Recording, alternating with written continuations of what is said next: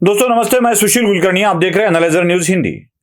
Doctor बाबा साहब आंबेडकर और Bharatiya Janata party, इसके बारे में बहुत सारी बातें कही जाने लगी है। मुझे इसी विषय में बहुत कुछ आपको बताना है। मैं आपको एक चीजें भारतीय जनता पार्टी वाली और एक चीजें कांग्रेस वाले बताऊंगा। आपको ही तय करना है कि भारतीय जनता पार्टी, राष्ट्रीय स्वयंसेवक संघ बाबा साहब से प्यार करता है या नफरत, कांग्रेस प्यार करती है या नफरत, यह आपको ही तय करना है। निर्णय मैं आपके ऊपर छोड़ देता हूं, क्योंकि यह समझ लेना आवश्यक है दोस्तों। भारतीय जनता पार्टी या राष्ट्रीय स्वयंसेवक संघ बाबा साहब से नफरत करता है, ऐसा बिल्कुल गलत फैलाया जाता है। मैं आपको कुछ सच बताने वाला हूं।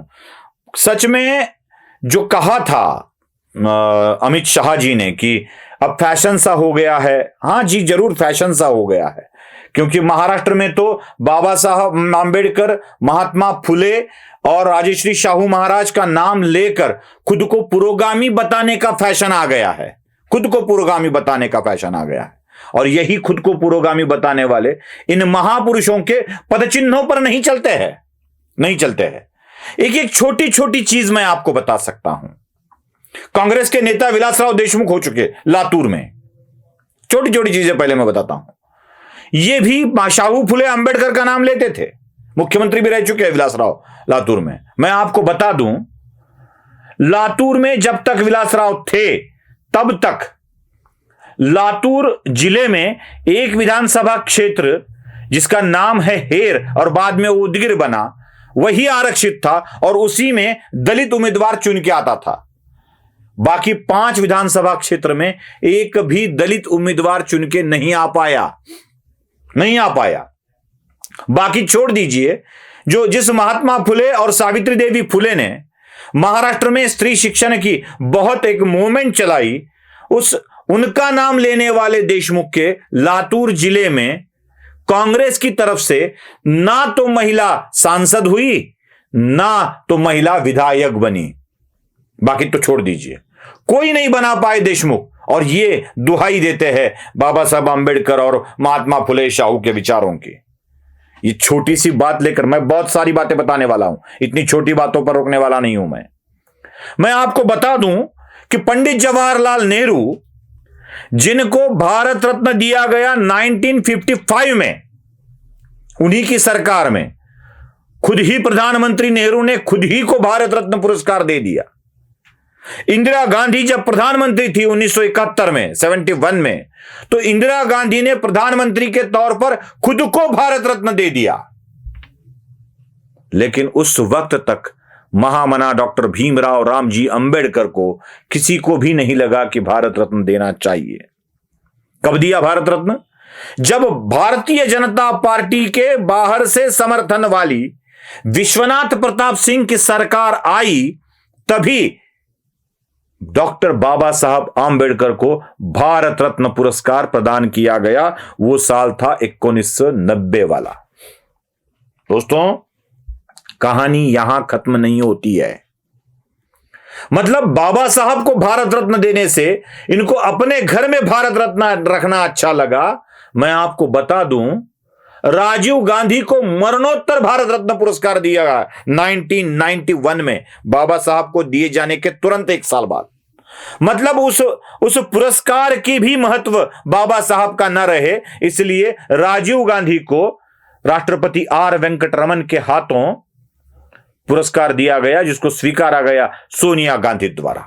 मतलब तुरंत राजीव गांधी को भी ले लिया। मतलब अपने ही खानदान में यह पुरस्कार लेते रहे।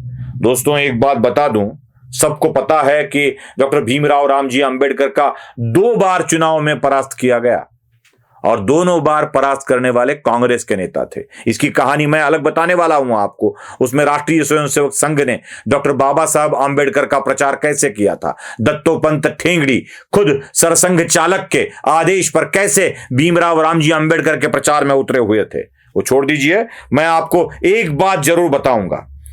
डॉक्टर बाबा साहब आंबेडकर चुनाव लड़े और उस चुनाव में उन्हें परास्त किया एक व्यक्ति थे, नारायण सदोबा काजरोलकर। बाबा साहब आंबेडकर को परास्त करने वाले व्यक्ति को पुरस्कार दिया गया और वो पुरस्कार था पद्म भूषण।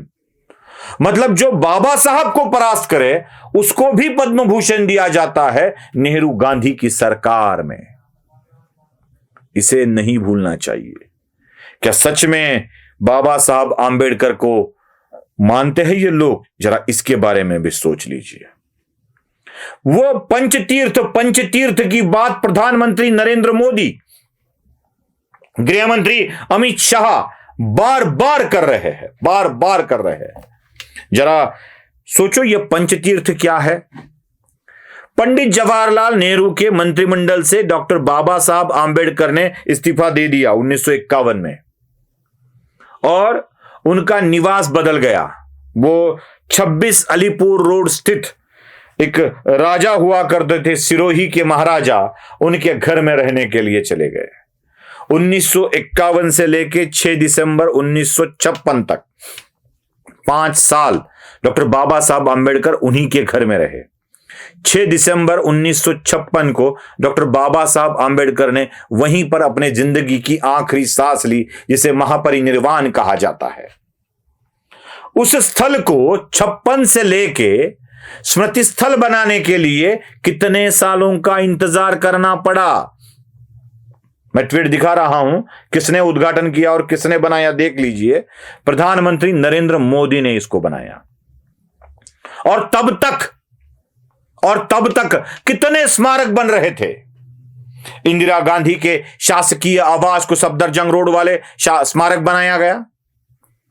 3 मूर्ति भवन वाले घर को पंडित जवाहरलाल नेहरू का स्मारक बनाया गया।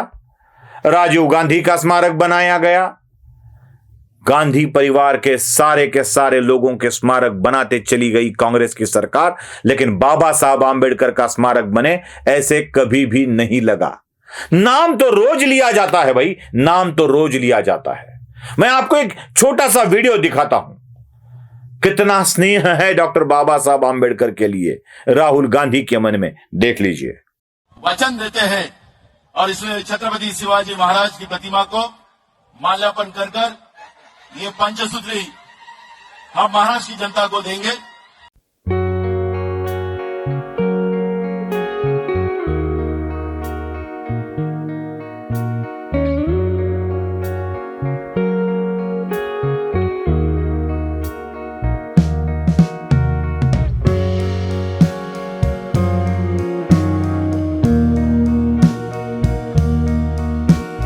देखा, माल्यार्पण करने से भी कतराते हैं। बाकी प्रतिमाओं को माल्यार्पण किया जाता है, लेकिन बाबा साहब आंबेडकर की प्रतिमा को माल्यार्पण नहीं किया जाता। दिल्ली जहां महापरिनिर्वाण हुआ, आखिरी सांस ली, उसको स्मारक बनाया गया। जहां पे उनकी अंत्येष्टि की गई, वहां के दादर के चैत्य भूमि को भी स्मारक बनाया गया। वहां एक भव्य दिव्य स्मारक बनने जा रहा है। नागपुर में दीक्षा भूमि का स्मारक बनाया गया। किसने बनाया? लंदन में बाबा साहब आंबेडकर जहां पढ़े, उसको भी स्मारक बनाया गया, खरीद लिया गया महाराष्ट्र सरकार की तरफ से। महू में जहां बाबा साहब जन्मे, वहां भी स्मारक बनाया गया मध्य प्रदेश सरकार की ओर से, और उसके लिए सुंदरलाल पटवा को ही आना पड़ा, बाकी किसी ने नहीं। ना दिग्गी राजा ने बनाया, ना किसी ने बनाया। जन्म से लेके शिक्षा, दीक्षा और अंत्येष्टि तक के सारे पंचतीर्थ बाबा साहब आंबेडकर के बनाए गए। किसने बनाए? यहां एक भी बार ऐसे नहीं लगा था कि ऐसे स्मारक बनाया जाए। कहानियां और भी है और भी सुनाऊंगा। एक एक कहानी सुनाते रहूंगा, क्योंकि ये आवश्यक है। सच में बाबा साहब का सम्मान कौन बढ़ा रहा है, यह समझ लेना आवश्यक है। नमस्ते।